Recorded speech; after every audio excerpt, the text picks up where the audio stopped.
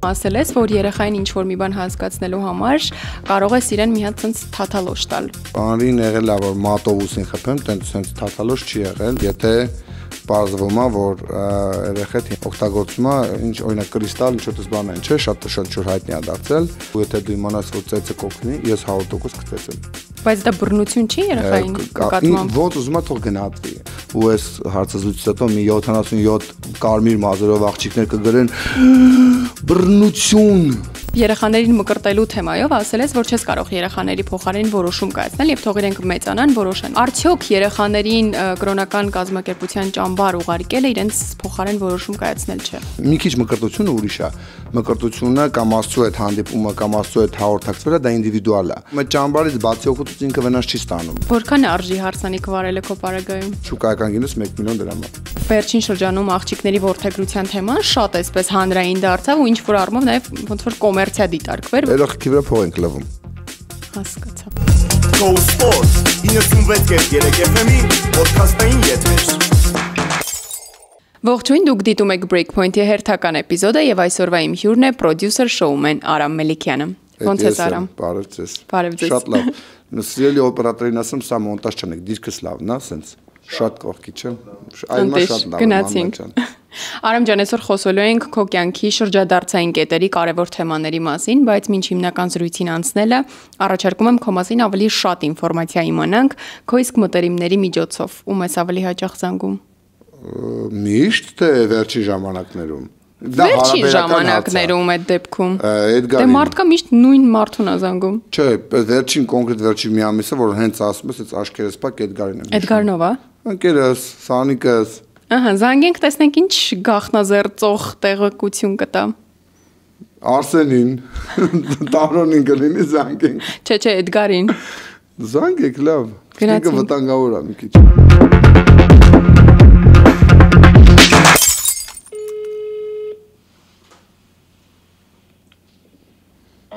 Էդգար ջան, ես Աննա Սպարտակովնայի մոտ հաղորդման հյուր եմ։ Ասում եմ, ես Աննա Սպարտակովնայի մոտ հաղորդման հյուր եմ։ Շատ պաշտոնական։ Հիմա ինչ որ չգիտեմ, ինչ Բարև ձեզ Էդգար ջան։ Բարև ձեզ։ Էդգար ջան, մենք Արամի հետ միասին հաղորդման ենք մասնակցում, խնդրում ենք գախնազերծեք Արամի մասին այն ամենաքիչ հայտնի տեղեկությունը, որ բոլորը հիմա պետք է իմանան։ Էդգար խելոք ես պահում, հետո նոր գախնազերծում ես։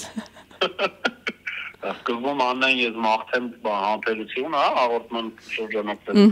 շարունակեմ պատմել։ Իրաստուն կարամ գնամ ես, դեր մեր ընկերական կարգավիճակը հաշվի առնելով, հարաբերությունը հաշվի առնելով, բայց կարեն ասի ոչինչ չէ, դու նստի ես նա 10 րոպեով աշկպցնեմ։ Հա, կանչում ատուն, հետո գնում ա քնելու, հասկացա։ Այս հետաքրքիր էր։ Այս է դեսա իրականությունն է, ջան։ Բայց մենակ Էդգարի հանդեպ ես, այդպես թե ով գալիս է տուն։ Ով գա, ով մի քիչ մտածում է, երբ որ քունը ստանում է գոնե 10 րոպեով դիքրեմ, հաջող Էդգար։ Եթե քունը տարավ, այդ ժամանակ 10 րոպեով աշկպցնի պարտադիր։ Հասկացա, շատ հետաքրքիր սովորություն է։ Ջան, որ դու մասնակից եղար Արամի եւ Աննա Սպարտակովնայի հարցազրույցին։ Հաջողություն Էդգար։ Էլի բաներ պատմում։ Կարևոր պահին։ Արամ, փաստորեն դու տենց մարդկանց հրավիրում ես քո տուն ու գնում ես քնելու։ Ոչ թե հրավիրում եմ որ գնամ քնելու, այլ հենց այդ բանը որ քունը ստանում։ Որ տունը նայի էլի, տենց ուշադիր լինի միջը։ Ասում նստի 10 րոպեից գալիս եմ։ Լյուբոյ տեղ որտեղ հնարավոր։ Հետո 10 րոպեն դառնում է։ Չէ, 10 րոպե։ Բուզերնիկ եմ դնում։ 10 րոպե դեռ ռեկորդներ նայում էլի։ 6-7 րոպե եմ, լավ, այդ ռեկորդներից պատմում, գնում եմ Միացյալ Նահանգներ հարսանիք։ Հենց այդ օրը գնում, հենց այդ օրը հարսանիք պիտի վարեմ։ Հասնում եմ ժամը 12-ին, ժամը 4-ին Վարշավիրանոց, ժամը 7-ին հարսանիքը սկսում էր, 6-ին արդեն զահալում էի ու ամբողջ գիշեր չէի քնել, ժամը 11-ի կողմերներ մի քիչ ուշ անդեղ բրծնում, տեսա որ չեմ դիմանում, անկյունում 3 հատ աթոռ կպցրեցի իրար, 10 րոպե աշկս կպցրեցի ու դրանց հետո նորից վարել։ Շարունակեցի վարել։ Հարսն ու փեսեն տեղում էին, չէ՞։ Հա, իրանք չեն զգացել, այդ վաղ Մարտին Մկրտչյանն էր երգում։ Հա, հասկացա։ Գիտեի, որ ժամանակ ինչ չեն նկատի։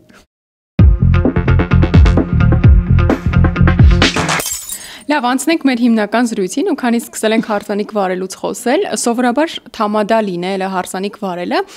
մեր հայտնի անձանց մոտ դիտարկվում է որպես հավելյալ ֆինանսական աղբյուր ու մեծ մասը Հավելյալ որն է, լավ փող է գալիս։ Մեծ հաշվով չի էլ սիրում շատ այդ գործը։ Ես շատ սիրում եմ։ Քո դեպքում հա հակառակն է, այ որ պահից սկսած թամադան դարձավ շոումեն քո դեպքում։ Հենց սկզբից առաջի օրվանից։ Այսինքն երբ դեռ շոումեն չգիտեին, որ հնարավոր է շոումենը վարի հարսանիքում, ես վարում էի։ Որտեղ այն ժամանակ շոումենները հիմնականում վարում էին ակումբներում, կար օպերա ակումբ, տարբեր ակումբներ կային, որոնք այն ժամանակ ավելի արդի էին, հա, հիմա շատ ավելի пассив է այդ առումով շոումեններով, հա, հիմնականում բենդերով է լինում։ 2014 թվականից հիշում եմ, որ երաժիշտներն էին ասում էին դու ուրիշ ես, էլի, դու քո ոճը ուրիշ է։ Ինչ որ ատմոսֆերան ստեղծում է, ինքը վերածում էր ոնց փոքրիկ կորպորատիվի, որն էլ հենց վերածում էր շոուի, որը դեցել դարձավ շոումեն։ Մարդիկ ուղղակի սովորաբար նաև դրան են ասում թամադա, ու մի տեսակ այդ բառից չգիտեմ ինչի բոլորը նեղվում են։ Թամադա է ամեն դեպքում։ Դու թամադա ես, որտեղ դու կենաց ես ասում եւ այլն եւ այլն։ Ես դա համար թե թամադա եմ, թե շոումեն եմ։ Մինչեւ քեզ շոումեններ չկային, թամադային բոլորը։ Չէ, կային, բայց շատ քիչ էին իրանք հարսանիքներում լինում։ Հիմա մեծամասնությունը շոումեններ են դառնում։ Ոչ թե ես եմ առաջին շոումենը, որ եղել եմ հարսանիքում, չէ, բայց շատ ավելի քիչ են եղել։ Իսկ ես մենակ շոումեն եմ եղել հարսանիքի ժամանակ։ Ոնց որ նաև թամադա, բայց առաջին գծում եղել եմ որպես շոումեն։ Ինձ տենց են դիտարկել, էլի։ Որքան է արժի հարսանիք վարելը քո պարագայում։ Հիմա շուկայական գինուս 1 միլիոն դրամ է։ Ինչի՞ եմ ես դուխով փոխը խոսում, որտեվ ունեմ 2 հատ ընկերություն, հարկերը վճարում եմ, այդ հարցի, որ ասում եք հարկայինից նեղվում, չէ, չեմ նեղվում։ Այդ թանկ է հայաստանյան հա, համարվում է շուկայում։ Որովհետև նայեք, եթե դու Հրանտ Թոխացյանն ես ու գնում ես հարսանիք ես վարում շատ ավելի գնով, դա ուրիշ է, ինքը հաղորդավար չի, նո ինքը դերասան արտիստ սելեբրիթի է, որին հրավիրում են բարձր գնով, կարող է որ հենց ինքը լինի վարողը կամ ավետը բարձրեղեն, վերջերս ավելի հաճախ է վարում։ Իրանք ամեն դեպքում իրանք գները ավելի բարձր է։ Հա, միանշանակ, դա իրանք ուրիշ հեղինակություն ունեն, իրանք ուրիշ կալիբր են, բայց իրանք թամադա չեն։ Ես սկսել եմ 50,000-ից, եկել եմ այս գնին ասել։ Ու ինձ դրա համար չեմ վճարում, որ ես հայտնի եմ կամ հայտնի չեմ։ Մայնից վճարում եմ, որտեղ գործս լավ եմ անում։ Իսկ եթե նույնիսկ այդ հայտնիներին, որ նշեցի, լավ է չվարեն, մեկ այլենց կվճարեն այդ գինը, որտեղ իրանք հայտնի են։ Դու ես հայտնի արդեն։ Բան չասեցի։ Չէ, ին գինը դրա արդյունքում չի բացացել։ Հասկացա։ Արամ, ձեր ընտանեկան վլոգներն էին նայում։ Լավ է իրանում, ասա որ լավն է, այս բաներ կան դեռ։ Այդտեղ մի քանի վիդեոներ կար, որ քո աղջիկը Ստելլան ասում էր, դե պապան իր կյանքում ամեն ինչը շոու է դարձնում։ Նույնը Էլիզի ընկերը Հարութը ասում էր, դե Արամը կարողանում է ամեն ինչից շոու ստանա։ Լյուբոյ բանից։ Ու այստեղ նաև վերջին շրջանում աղջիկների ворթեգրության թեման շատ էսպես հանրային դարձավ ու ինչ որ առումով նաև ոնց որ կոմերցիա դիտարկվեր, որովհետև նաև դուք եք վլոգեր նկարում։ Էլոքի վրա փող ենք լվում։ Հասկացա։ Սաղ իմաստն է դեր։ Դուք եք նկարում վլոգեր այդ թեմայով ու պատմում եք այդ ընթացքը։ Այս առումով չի խանգարում ձեզ կամ ձեր ընտանիքի անդամներին միշտ անընդհատ պատրաստ լինել շոու անել։ Դե չի միշտ շոու ենք անում, միշտ նախ ես եմ շոու անողը, իրանք բայց իրանք չի խանգարում։ Չէ, սկզբում մի քիչ կարող է լարվեին, մենք առանց նկարվելու էլ մեր տունը շոու է, այսինքն ինչ չի, դա զուտ մեկ նկարում ենք, գցում ենք բան YouTube։ Բայց օրինակ մեր տանը միշտ այդ իրավիճակն է, միշտ ինքն ինչ որ ակտիվության մեջ է։ Հա, հենց այդ է, էլի, միշտ պետքա մարդը պատրաստ լինի, որ հեսա կամերայով ռեյքով կգաս։ Չէ, դա հիմնականում պլանավորված է լինում, այսինքն մենք երբևիցե չենք ունեցել, նույնիսկ բոլոր 100%-անոց ռեալիթիները, որ ինքը 100%-անոց ռեալիթի է, մենք իմացել ենք, որ ասա ունենալու ենք սյոմկա։ Ֆիլտրված իրականությունն եք Չէ, ներկայացնում։ ինձ կան, չմոնտաժված, ելույթ որ հերոսից նկարվում է, չի մոնտաժվում ինքը, ծեր գնում է կադրը։ Այնտեղ կարող է զուտ տեխնիկական քիքսել լինի հանենք, ռեալիթիներ ունեցել ենք լրիվ։ Բայց ամեն դեպքում ասել ես, որ ինչ որ առումով ֆիլտրված իրականություն է, որովհետև այն ինչ որ դա ուրիշ որ բաներ կա, որ չենք նկարում, հա։ Այ ինչն է մնում ֆիլտրից դուրս։ Ինչ որ հնարավոր չէ ժամանակ նկարել, որ կամերա դրված ուներ մեր տան մեջ, նույն կոնֆլիկտները եւ այլն, կայֆ կներ, հավես կներ։ Կոնֆլիկտները դուրս ես թողում։ Դե ով հեռախոսի նկարանման մոտ բացի իզնից մեր տան մեջ կոնֆլիկտը կշարունակի, ոչ մեկ, ո ես մենակ ինքս իմ այդ կոնֆլիկտ չի անելու։ Դե շոու է, դա էլ կարող ես դրանով։ Դե մենակ ես տինում այդտեղ։ Դա արդեն մոնոլոգիա է։ Բայց խնդիր ունես ամեն դեպքում ներկայացնես, որ այդ իդեալական կողմը ավելի շատ էսպես ամեն ինչ լավ է, հրաշալի է, մենք բոլորս միասին ուրախ ենք։ Հարցը հասկանալի է, ոչ խնդիր չունեմ։ Օպերատոր չունեմ դրա համար։ Դուք չունի գա այդ վաղ նկարի։ Չէ, իրականում խնդիր չունենք, բայց աղջիկների կոնտեքստում աղջիկները երբևիցե չեն ուզում նույնիսկ երբ որ իրենք մի փոքր ասենց ունքը ասենց եղածա, ասենք այս թարթի չի էս մասը լավ կսված չի, չեն ուզում կադրում Երևան։ Դա ընդհանուր գլոբալ աղջիկների խնդիրն է, ոչ թե մեր տան աղջիկների, այլ գլոբալ աղջիկների խնդիրն է, իրենց համար շատ կարևոր է իրանց տեքստն էլ, օրինակ ես եւ Անդրեին մեր համար ոչինչ կարևոր չի։ Կարևորը ամեն ինչ լինի օրգանիկ ու բնական։ Մենք տենց ենք սիրում։ Լիլուշը ինքը զուտ ամաչում է, շատ չի ուզում երևա։ Աղջիկների համար շատ կարևոր որ իրենք լավ տեսք ունենան, որ իրենք ու նորմալ է դա։ Ասում ես Լիլուշը ամաչում է, ես նկատել եմ մի քանի վիդեոներում, որ ինքը իսկապես ցած չի էլ ուզում որ իրան նկարես։ Կա տենց բան։ Ինչ է զորով մարդու նկարում։ Զորով չեմ նկարում, ադապտացվում է ընդհանուր ընտանեկան վիճակի մեջ, որ դուրս չմնա։ Ինքը զորով չի անում։ Չուզելով է անում։ Փուլային է, հաղթարել է, բայց ինքը ուզում է մաս կազմի ընտանեկան։ Համ չի սիրում, համ ուզում է։ Չի ուզում դուրս մնա։ Իրոք չի ուզում ինքը, բայց նաև չի ուզում ընտանեկան վիճակից դուրս մնալ։ Բայց ունեցել ես այդպիսի խնդիր, որ իրեն ի սկզբանե, հա, համոզես, որ ամեն դեպքում դե լավ նկարենք։ Հենց եղել է իրան անհնար է մի բան համոզել։ Այսինքն դուք եթե Ղարաբաղցիներին այնց քոքից որ իրանք արմատներով այդ համառը անհնար է դա։ Ինքը շատ համեստ է, ինքը շատ առաքին է, բայց անհնար է մի բան, եթե ինքը չի ուզում, դու իրան համոզես։ Կոմենտներն էի կարդում, այդտեղ գրել էին, որ աղջիկներից Էլիզին քիչ եք ուշադրություն դարձնում։ Այդպիսի խնդիր եղել է։ Դե շատ եմ գրում են էլի։ Գրողին։ Դե լավ։ Կարող։ Այս նախորդ հարցազրույցում էլ ես ասել։ Հա, դե դենգան գրող ոչ են ասում ներվան։ Շատ բայց եղել է այդ խնդիրը ինչ որ։ Տան մեջ չէ։ Տան մեջ հաստատ չէ, դա վիճակ կադրային հնարավոր է, որտեղ Էլիզը մեծ աղջիկ է, նույն ձև չես կարելի։ Հույտի բաներ անես ոնց է տելիկին։ Ավելի շատ փոքրերի վրա է ուշադրությունը գնում թե կուզետարումով։ Դա նորմալ է կարծում եմ։ Այդ տեսանկյունի ուշադրության։ Ես որպես տան մեծ աղջիկ միշտ նեղված եմ եղել այդ։ Ույսի պուսիներից, հա։ Ույսի պուսը լավ, օքեյ, ըստ ում այլից ույսի պուսի չի ուզում, հա, Էլիզ։ Արա, մի հարցազրույցում ասել ես, որ երեխային ինչ-որ մի բան հասկացնելու համար կարող ես իրեն մի հատ sense թաթալոշ տալ։ Թաթալոշ կալես վիզը պոկես։ Ու եղել է, որ Անրին մի հատ sense խփես ու ինքը չնեղանա քեզնից։ Անրին եղել է, որ մատով ուսին խփեմ, տենց sense թաթալոշ չի եղել։ Вообще երեխեքից ոչ մեկին նստա աղջիկներին բարձր որ չէր լինի, բայց ես այնորն էինք նստած քննարկում ենք էլի մի քանի օքով, ասում ենք եթե Պարզվում է, որ երեխեդ հիմա շատ ակտուալ թեմա է պատանիների շրջանակում, օգտագործում է, ինչ օրինակ կրիստալ, ինչ որ բան են, չէ, շատ շուտ հայտնի է դարձել։ Ինչ որ բան ես իմանում, որ իր ընկերներն օգտագործում են, հələ քո տղեն չի օգտագործում, հետո սա հորինված պատմություն է, էլի, այսինքն մտածում ենք, ոչ թե եղել է այդպես բան նախապես ասեմ։ Ու в общем հետո պարզվում է, որ քո տղան էլ է անում, ու դու ամեն ձևով զրուցում ես, շատ մտերիմ ես, բայց հասարակությունը մեծ ազդեցություն ունի, էլի, ու եթե դու իմանաս, որ ծեծը կօգնի, ես 100% կծեծեմ, 100%։ Բայց դա բռնություն չի երեխային նկատմամբ։ Ոնց ուզում է թող գնահատվի, այսինքն ամեն ինչ կարող գնահատվի, ավելին ասեմ, պատիժն էլ է բռնություն։ Որ դու պատժես իրան հեռախոսից ձգես բան, դա էլ է բռնություն։ Յուրաքանչյուր բան։ Դե կա նաև հոգեբանական բռնության պահը։ Յուրաքանչյուր բան դու կարաս բռնության ներքո օգտագործես, էլի, բայց մյուս կողմը կա, դու թույլ ես տալիս, ինքը օգտագործում է կրիստալ ու մեռնում է։ Բայց արդյոք եթե երեխուն ծեծես, ինքը ուղակի ծեծելով այդ ամենից հետ կմնա կամ կհասկանա, որ դա սխալ է։ Դա համար նշեցի, եթե իմանամ դա կօգնի, միանշանակ կօգտագործեմ։ Այստեղ կարևորը վերջնական լուծումն է։ Այստեղ խնդիրը ծեծը չի, խնդիրը կրիստալը չի, խնդիրը լուծումն է։ Այսինքն եթե դու բոլոր ձևով Բայց ո՞նց ես իմանալը, որ դա կլուծի, որ ասում ես եթե իմանամ։ Քո վերջին հնարավորությունն է։ Այսինքն դու ընկերություն ես անում առաջերտին, օրինակ ես ու տղեն շատ մտերիմ ենք։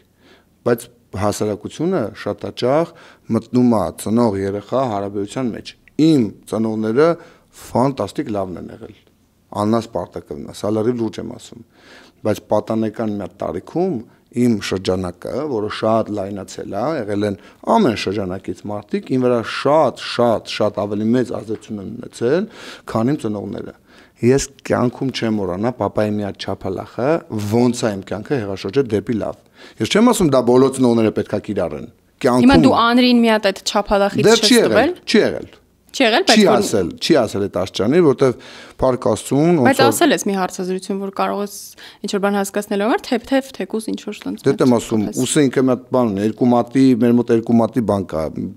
ասում են, որ երկու մատից բարձրանում է վերև, այդ ռազմավարությունը ինքը գիտի, ուսին երկու մատով էտի նշանակում ամենախիստ բանն է իր, էլի, ինքը դա ինչ-որ վիրավորվում է։ Հարցը ցավ պատճառելը չի։ Հարց ինքը գիտի, որ ինքը սխալ է գործել իր papayi հանդեպ։ Բայց դու ո՞նց ես որպես հայր վերաբերվում, որ ինչ որ դեպքերում կարող են երեխային թեկուզ մի հատ ապտակել։ Եթե ծնողը չունի այլևս տարբերակ ու իր միակ լուծումը դա է, ունի ինքը երկու հնարավորություն, ռիսկի չգնա, թողի բախտի կմաճուկին ինչ կրնի, կամ երկրորդ տարբերակը։ Ռիսկի գնա ոչինչ, որ դա կդիտարկվի բռնություն ու այս հարցազրույցից հետո մի 77 կարմիր մազերով աղջիկներ կգրեն բռնություն կամ ուրիշ գույնի մազերով։ Դե որովհետև շատ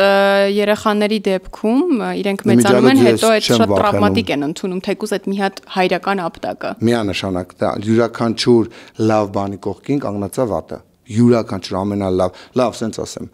հաղթանակի ետևում ինչ է կանգնած, մի բառով, բայց ուշադիր եղի հարցիս։ Մի բառով։ Դե դու պատասխանի, ես հարցը տամ։ Խնդրում եմ, էլի։ Կարծում եմ լիքը պարտություններ։ Ապրես, իսկ պատերազմի տակ ինչա թաքնված։ Ինչ լիքը։ Զոհ։ Առանց զոհի հաղթանակ չի լինում։ Դա ցավոտ է, թե ցավոտ չի։